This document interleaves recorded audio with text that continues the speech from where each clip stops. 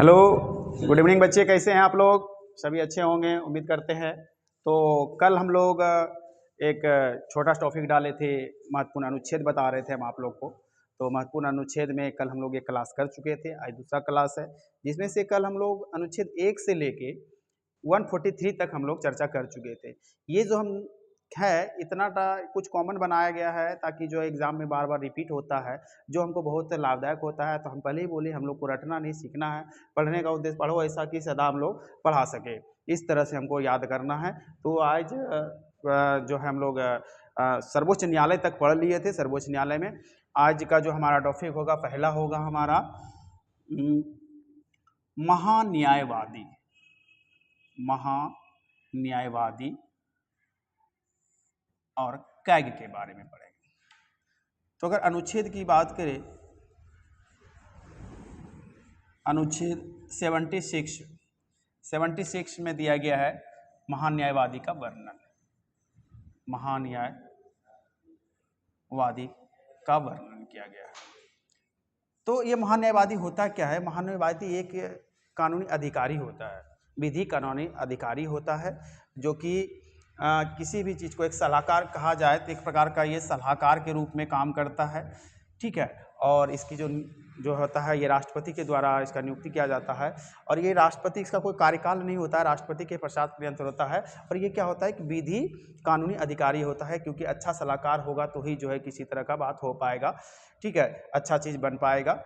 और अगला होता है अनुच्छेद 148। इसमें कैग का वर्णन है। कैग का वर्णन दिया गया है। कैग का वर्णन अगर इसको बोला जाए, इसको बोलते हैं हम लोग नियंत्रक, महालेखा परीक्षक। महालेखा परीक्षक बोला जाता है। नियंत्रक एवं महालेखा परीक्षक कैग का स्थापना किया जाता है। आप लोग देखेंगे जो बड़े बड़े कंपनी में जो घोटाला होता है, किसी भी चीज़ का उजागर किया जाता है, चाहे कोलगेट लाओ 2G स्पेक्ट्रम हो, 3G स्पेक्ट्रम हो, तो ये सारा चीज़ का जो घोटाला ये कैग ही उजागर करता है और ये कैग के जरिए ही सारा काम किया जाता है। तो अब हम जो आगे पढ़ेंगे ये हमारे महत्वपूर्ण कुछ महान्यायवादी महामानव से। अगला हमारा होगा राज्यपाल के बारे में। अगला हेडिंग करेंगे हम लोग क्या? राज्यपाल के बारे में हेडिंग करेंगे, ठीक है। तो राज्यपाल के बारे में हम लोग हेडिंग करना चाहते हैं। तो देखिए राज्यपाल के बारे में क्या होगा, इसमें से हम लोग को जो अनुच्छेद पढ़ना है, ठीक है। तो ये समझ गया ना, कैग और महान्यायवादी के बारे में ये सब सारा चीज आप लोग को देख लेना है। इसमें से अनुच्छेद 152, अनुच्छेद 153,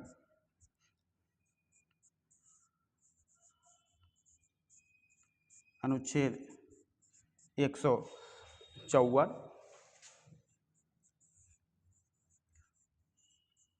अनुच्छेद 155 और अनुच्छेद 161। ये राज्यपाल से रिलेटेड हैं। जब हम राज्यपाल चैप्टर पढ़ेंगे तो वहाँ पर और सारे अनुच्छेद आर्टिकल जो बढ़ भी जाएंगे, उसके बारे में हम लोग देखेंगे। तो अनुच्छेद 152 में क्या दिया गया है? राज्यपाल की परिभाषा की बात कही गई है कि राज्यपाल का परिभाषा क्या होगा, उसके बारे में ये चर्चा किया गया है, ठीक है। राज्यपाल के परिभाषा के बारे में बताया गया है।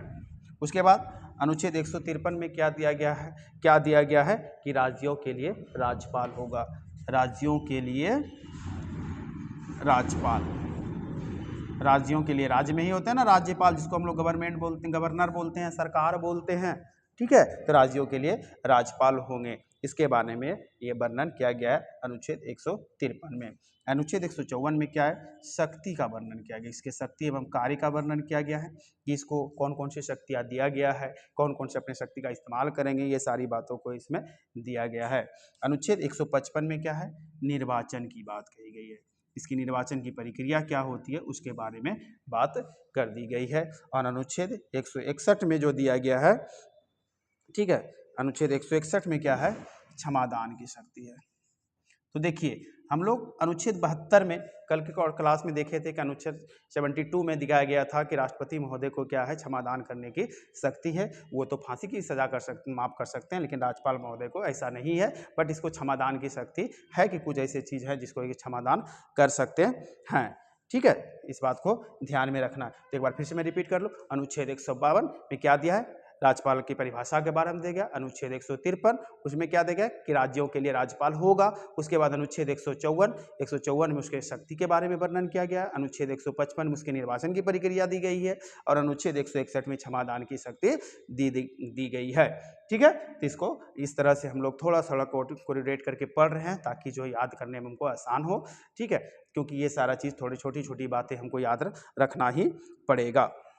ठीक है, इस बात को हमको ध्यान में रखते हैं। अब आते हैं अगला, मंत्रिपरिषद।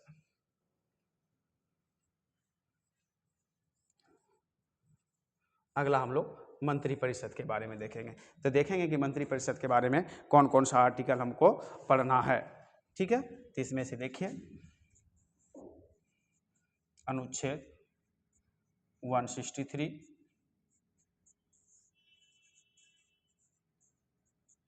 अनुच्छेद 164 और अनुच्छेद 165। अनुच्छेद 165 में पढ़ेंगे। ये मंत्रिपरिषद आप राज्यों में भी पढ़ेंगे, केंद्र और वो फिर भी हम लोग देखते हैं राज्य संघ की कार्यपालिका में भी देखते हैं, उसके बाद राज्य की कार्यपालिका में भी हम लोग देखते हैं। तो ये मंत्रिपरिषद जो है, इसमें जो है 163 में क्या दिया गया है, मंत्रिपरिषद की व्यवस्था की गई है। मंत्रिपरिषद की व्यवस्था के बारे में इसमें वर्णन किया गया है। ठीक है, ध्यान में रखना है कि मंत्रिपरिषद की व्यवस्था के बारे में दिया गया है। और अनुच्छेद 164 में क्या कहा गया है कि मुख्यमंत्री की नियुक्ति की बात कही गई है। तो याद रखिएगा कि नियुक्ति क्या होता है। नियुक्ति पता है, नियुक्ति क्या होता है, बता सकते हैं आप लोग नियुक्ति में क्या होता है? देखिए, नियुक्ति क्या होता है कि किसी भी सीधे तौर पर किसी आदमी को चुन लिया जाता है। ठीक है, जैसे मान लीजिए कि मुख्यमंत्री की जो नियुक्ति होता है, तो हम लोग क्या करते हैं ना, विधानसभा के सदस्य को हम लोग चुनकर भेजते हैं और विधानसभा के में जो है उसमें बहुमत दल का जो बड़ा नेता होता है उसी का मुख्यमंत्री का चेहरा दिखा दिया जाता है पहले। उसके बाद चुनाव की प्रक्रिया होती है और उसी बड़े नेता, उस पार्टी के बड़े नेता को मुख्यमंत्री चुन लिया जाता है। ठीक है, तो इसका मुख्यमंत्री की नियुक्ति किया जाता है। याद रखिएगा, निर्वाचन की प्रक्रिया अलग होती है, नियुक्ति अलग होता है। नियुक्ति में कोई भी चुनाव नहीं होता है, सीधे तौर पर उसको चुन लिया जाता है। और अनुच्छेद 165 में हम लोग क्या करेंगे, महाधिवक्ता। ये भी एक कानूनी अधिकारी होता है। ठीक है, ये हमारे राज्यों की बात हो रही है, तो मंत्रिपरिषद देख लिए। तो 163 क्या लिखे, मंत्रिपरिषद की व्यवस्था दी गई है। 164 में क्या दिया गया है, मुख्यमंत्री की नियुक्ति के बारे में दिया गया है। 165 में क्या दिया गया है, महाधिवक्ता के बारे में दिया गया है। ठीक है, अब आते हैं हम लोग, अगला है राज्य विधानमंडल। राज्य विधानमंडल की बात करते हैं। ठीक है, राज्य विधानमंडल की हम लोग बात करते हैं। देखिए, जैसे केंद्र में संसद होता है, संसद के द्वारा कानून बनाया जाता है। संसद के मुख्य रूप से 3 अंग होते हैं। संसद में 2 सदन होते हैं, राज्यसभा लोकसभा होते हैं। तो उसी तरह से एक राज्य में क्या होता है, एक छोटा जो रूप होता है जिसमें विधानसभा और विधान परिषद होते हैं, इसको क्या बोलते हैं, विधानमंडल बोलते हैं। विधानसभा का चुनाव होता है, जानते ही हैं, लेकिन विधान परिषद में क्या होता है ना कि विधान परिषद में ऐसा जरूरी नहीं है कि सब राज्य रखेगा ही, तो कोई राज्य रखता भी है, कोई भी नहीं भी रखता है, लेकिन ये संसद से दिया जाता है, संसद से पास करवाया जाता है। तो इस तरह से हम लोग इसकी बातें करते हैं। इसमें से 2-4 पॉइंट हम लोग देख लेंगे। अनुच्छेद 168, अनुच्छेद 169,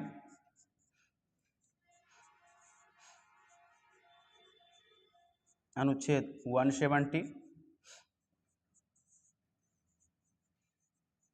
अनुच्छेद 171। ये 4 आर्टिकल को हमको ध्यान में रखना है। ठीक है, तो अनुच्छेद 168 में किसकी बात कही गई है, इसमें विधानमंडल की बात कही गई है कि विधानमंडल हमारे राज्य में होंगे। जिस तरह केंद्र में हमारा क्या होता है, संसद होता है। ठीक है, 169 में क्या दिया गया है, विधान परिषद की बात कही गई है। तो बता दें कि विधान परिषद जो है किसी भी राज्य का अपना रखने का मन होता है, और फिलहाल शायद वर्तमान में 7 राज्यों में अभी है। ठीक है, अनुच्छेद 170 में दिया गया है विधानसभा की संरचना, कि विधानसभा की संरचना कैसे करेंगे उसके बारे में दिया गया है। विधानसभा की संरचना की चर्चा की गई है। और 171 में क्या दिया गया है, विधान परिषद की संरचना, विधान परिषद की संरचना। देखिए इसको क्या करना ना, थोड़ा थोड़ा करके इसी तरह 1-2 बार बोल के करिएगा। 168 में क्या है, विधानमंडल है। 169 में क्या है, विधान परिषद है। 170 में क्या है, विधान परिषद विधानसभा की संरचना है। 171 में क्या है, विधान परिषद की संरचना है। तो इस तरह से 1-2 बार पढ़ेंगे तो हमको क्या हो जाएगा, याद धीरे धीरे हो जाएगा। तो इस तरह से हमको ध्यान में रखना है। ठीक है, चलिए देख लीजिए, आप लोग छाप लिए। ठीक है, तो ये सारी चीज को ध्यान में रखना है। सारा मैं थोड़ा सा 1 मिनट का समय लेकर मैं सारी चीज को आपको एक बार दोहरा देता हूँ। महान्यायवादी और कैग के बारे में अनुच्छेद 76 में क्या दिया गया है कि महान्यायवादी की वर्णन के बारे में दिया गया है। ठीक है, उसके बाद अनुच्छेद 148 में क्या गया है, कैग का वर्णन किया गया। ये दोनों हम लोग टॉपिक एक टॉपिक पढ़ेंगे, इससे कुछ ऑब्जेक्टिव क्वेश्चन पूछे जाते हैं, वो हम लोग आगे क्लास में देखेंगे।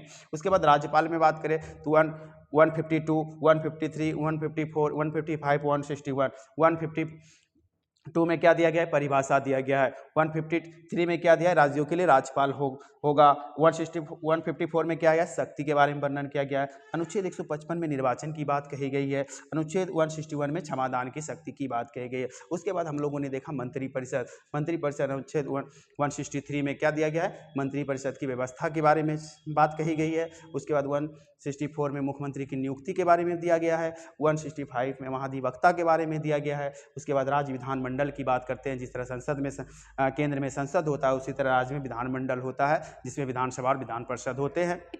ठीक है, तो उसी तरह अनुच्छेद 160 देखिए 168 विधानसभा विधान मंडल की बात कही गई है। 169 विधान परिषद। उसके बाद 170 विधानसभा की संरचना। 171 विधान परिषद की संरचना की बात कही गई है। अब चलते हैं आगे।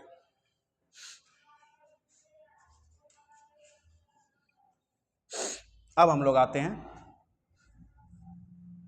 HC high court. High court जिसको क्या बोलते हैं हम लोग, उच्च न्यायालय। उच्च न्यायालय, इसमें से कुछ अनुच्छेद जो है हम लोग पढ़ लेते हैं, जो हमें एग्जाम अभी से जरूरत है। तो इसमें से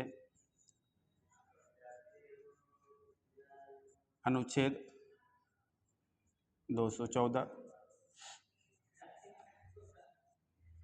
अनुच्छेद 216, अनुच्छेद 231, कितना है, 214, 216 और 231 के बारे में चर्चा हम लोग करेंगे। ठीक है, 231 के बारे में हम लोग चर्चा करेंगे। अनुच्छेद 214, 216 और 231 के बारे में जानते हैं कि हाई कोर्ट क्या होता है, हर राजधानी में होता है, हर राज्य में होता है, हर राज्य की हाई कोर्ट होता है, कहीं कहीं 1-2 राज्यों का भी हाई कोर्ट एक जगह होता है। तो इस तरह से हम लोग इसके बारे में करेंगे। तो देखिए अनुच्छेद 214 में क्या दिया है कि राज्यों के लिए हाई कोर्ट, राज्यों के लिए हाई कोर्ट होना चाहिए। राज्यों के लिए क्या किया गया है, हाई कोर्ट की व्यवस्था की बात कही गई है। अनुच्छेद 214 में राज्यों के लिए हाई कोर्ट होना चाहिए। अनुच्छेद 216 में क्या किया है, हाई कोर्ट की गठन की बात की गई है। ध्यान रखिएगा, राज्यों में राज्यों में हाई कोर्ट होना चाहिए 214 में दिया गया, लेकिन अगर उसकी गठन की बात करेगा तो गठन 216 में दिया गया है। और 231 में क्या है, 2 या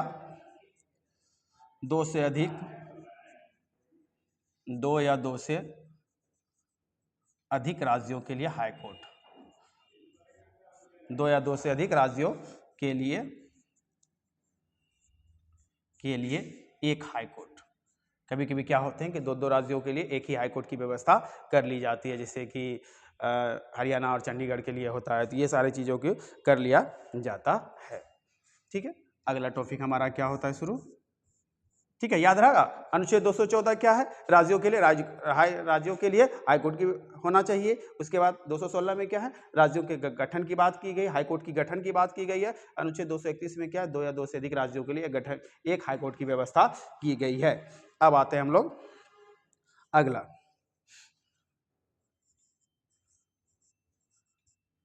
केंद्र राज्य संबंध। केंद्र राज्य संबंध, केंद्र और राज्य में संबंध से कुछ महत्वपूर्ण अनुच्छेद हम रखे हुए हैं, उस अनुच्छेद को हम लोग पढ़ेंगे और उस अनुच्छेद के अनुसार जो हम लोग फिर सारी प्रक्रिया को देखेंगे।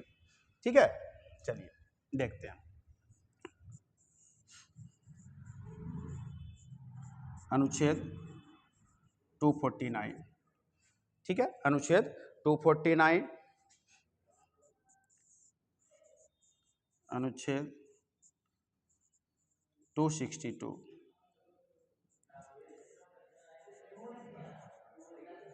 अनुच्छेद 262, अनुच्छेद 263,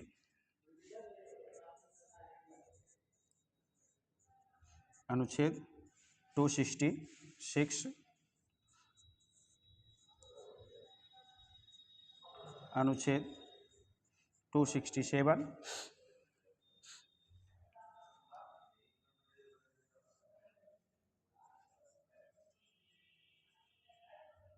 अनुच्छेद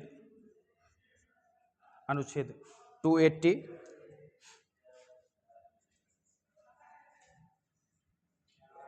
अनुच्छेद 312,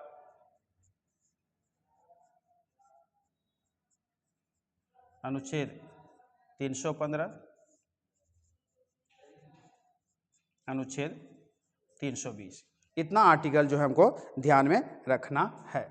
ठीक है, तो देखिए अनुच्छेद 249 में क्या दिया गया है, तो अनुच्छेद 249 में दिया गया है कि राज्य सूची पर केंद्र द्वारा कानून, राज्य सूची पर केंद्र द्वारा कानून, है ना, राज्य सूची पर केंद्र द्वारा क्या होता है, कानून बनाया जा सकता है। कि ऐसा लगता है कि राज्य सूची के विषय जो है कुछ ऐसे है जो कि केंद्र में बनाया जा सकता है, तो राज्य सूची के राज्यसभा में जब पास कर दिया जाता है तो उससे क्या होता है, राज्य सूची पर केंद्र द्वारा जो कानून बनाया जा सकता है, सॉरी, तो इस तरह से हम लोग करते हैं। तो अनुच्छेद 62 में क्या है, नदी जल विवाद। ठीक है, क्या होता है कि नदी जल विवाद, कभी कभी क्या होता है एक राज्यों से दूसरे राज्यों में या फिर एक देशों से दूसरे देशों में जो पानी की जो समस्या होती है उसके लेकर जो जल विवाद होता है वो किसके बारे में 262 के तहत दिया गया है कि अगर ऐसा समस्या आता है तो अनुच्छेद 262 के तहत नदी जल विवाद के बारे में आप लोग निपटारा कर सकते हैं। और ये जो होता है 263 में अंतर्राज्यीय, ठीक है, अंतर्राज्यीय परिषद की बात कही गई है। अब देखिए ये जो है दोनों एक साथ याद रखना है, 262 और 263, नदी जल विवाद, जब नदी जल विवाद होगा तो अंतर्राज्यीय परिषद की बात कही गई। अंतर्राज्यीय परिषद की बात क्या होता है कि सभी राज्य के मुख्यमंत्री वहाँ पर आएंगे और प्रधानमंत्री भी वहाँ पर रहेंगे और सारी जो है वार्तालाप करके सारा निपटारा को करेंगे, इसीलिए इसका नाम रखा गया अंतर्राज्यीय परिषद की बात यही है। ठीक है, और 266 और 267 एक साथ याद रखना। 266 में हमारा संचित निधि की बात कही गई है। संचित निधि, वो जो जितने भी राजस्व के द्वारा जो पैसा इकट्ठा किया जाता है वो संचित निधि के माध्यम से ही होता है, और संचित निधि के माध्यम से जितने भी सैलरी या जो भी चीज़ पेंशन जो भी दी जाती है संचित निधि के माध्यम से ही निकाला जाता है। दूसरा आता है अनुच्छेद 267 संचित निधि, और ये होता है एक आकस्मिक निधि। आकस्मिक निधि, आकस्मिक निधि भी क्या होता है कि अर्जेंट में जो कोई भी काम जो है निकाला जाता है। सपोज डेट मान लिया जाए कि कहीं पर कोई बड़ी बड़ी पुल बनाया जा रहा है, कुछ भी ऐसा कोई कंडीशन हो जा रहा है और मान लीजिए 4 लाख का बजट, 4 करोड़ का बजट था और हमको 4 करोड़ से ऊपर भाव रहा है, तो उस आकस्मिक निधि से माध्यम से जो है पैसे को ट्रांसफर करते हैं, वो राष्ट्रपति महोदय के पास वो अधिकार होता है। ठीक है, और अनुच्छेद 280 में क्या है, ये वित्त विधेयक है, इसको ध्यान रखिएगा। ये वित्त विधेयक बहुत क्वेश्चन पूछे जाते हैं, बार बार पूछे जाते हैं किसी भी एग्जाम में। 280 क्या है हमारा, वित्त विधेयक के बारे में दिया गया है। अब 312 ये क्या होता है, अखिल भारतीय सेवा,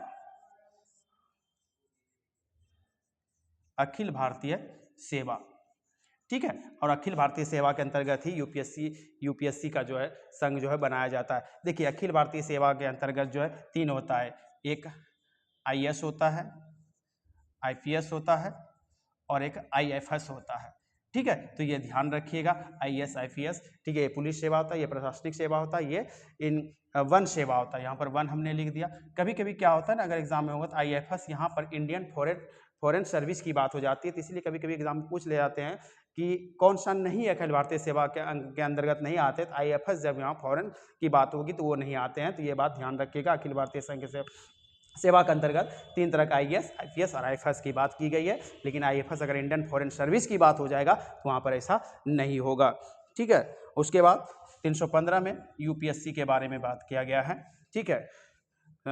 संघ लोक सेवा आयोग की बात कही गई है,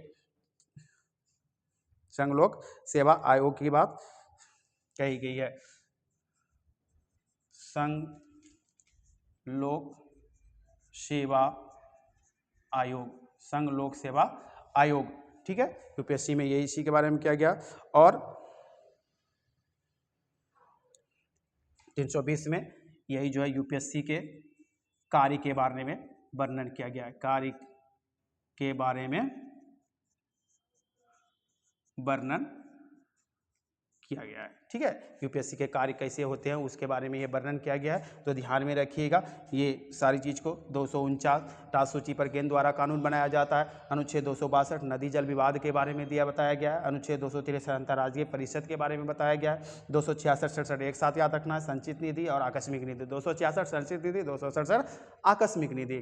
280 में वित्त विधेयक की बात करें, बार बार एग्जाम में पूछा जाता है, बार बार एग्जाम में पूछा जाता है। 312 में अखिल भारतीय सेवा संघ, अखिल भारतीय सेवा के अंतर्गत बता ही दिए कि आईएएस आईपीएस और आईएफएस होते हैं, लेकिन वहाँ पर अगर जहाँ फॉरेन सर्विस की बात हो जाएगी, इंडियन फॉरेन सर्विस की बात हो जाएगी, तो वहाँ पर वो नहीं होंगे अखिल भारतीय सेवा के, क्योंकि वहाँ पर वन सेवा होता है, फॉरेस्ट सर्विस होता है। अनुच्छेद 315 में यूपीएससी के बारे में दिया गया है। संघ लोक सेवा आयोग जो जानवे करते हैं कि यूपीएससी पढ़ के जो है बड़ा बड़ा डीएम जो बनते हैं उससे यूपीएससी होता है, वो सबसे बड़ा एग्जाम होता है इंडिया का।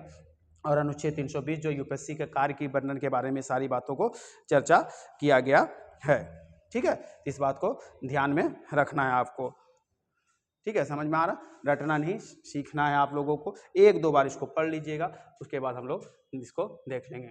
अगला आता है हमारा निर्वाचन आयोग, निर्वाचन आयोग, ठीक है। जानवे करते हैं कोई भी चुनाव की प्रक्रिया होती है तो निर्वाचन आयोग के द्वारा ही ये करवाया जाता है, ये ध्यान रखिएगा। ये अनुच्छेद 324 में निर्वाचन आयोग की बात कही गई है, जो कि 25 जनवरी 1950 ईस्वी को निर्वाचन आयोग का गठन किया गया था, ठीक है। ये सारी बातों को ध्यान में रखिएगा। एक बात याद रख लीजिए, हाईकोर्ट के बारे में जो बताएंगे, वर्तमान में जो हमारे जो राज्य में जो 25 हाईकोर्ट की व्यवस्था की गई है, 25 हाईकोर्ट है, ठीक है। ये जो है ध्यान रखिए, निर्वाचन आयोग कितने आर्टिकल में है, 324 आर्टिकल में हो। तो इस तरह से हम लोग जो है एक टॉपिक जो पढ़ा अनुच्छेद का, ये आज हमारा दूसरा क्लास था। एक क्लास में और लेके आऊँगा इसके लिए, उसके बाद मैं टॉपिक वाइज टॉपिक में आप लोगों को पढ़ाता चलूँगा, ठीक है। तो उम्मीद करते हैं कि आप लोग को अच्छा लग रहा होगा, समझ में आ रहा होगा, ठीक है। आप लोग भी अपने दोस्तों के बीच शेयर करें ताकि वो जो सीख सके, छोटी छोटी बातों को ध्यान रख सके। मैं एक जगह इसको सारा कलेक्ट करके रखा हूँ ताकि आपको एग्ज़ाम में सहायता प्रदान हो सके, ठीक है। और ये सारी बातों को ध्यान में घर में एक बार जरूर इसको पढ़िएगा, 1 बार नहीं, 2 बार नहीं, 3 बार देखिएगा, देखते देखते याद हो जाएगा। इस तरह से आपको ध्यान में रखना है। जहाँ भी कहीं कोई दिक्कत होता है तो फिर हम लोग आगे उसको देखेंगे, ठीक है। तो फिर मैं आपसे कल मिलता हूँ इसी समय इसी वक्त, ठीक है। तो ध्यान में रखिएगा। Thank you.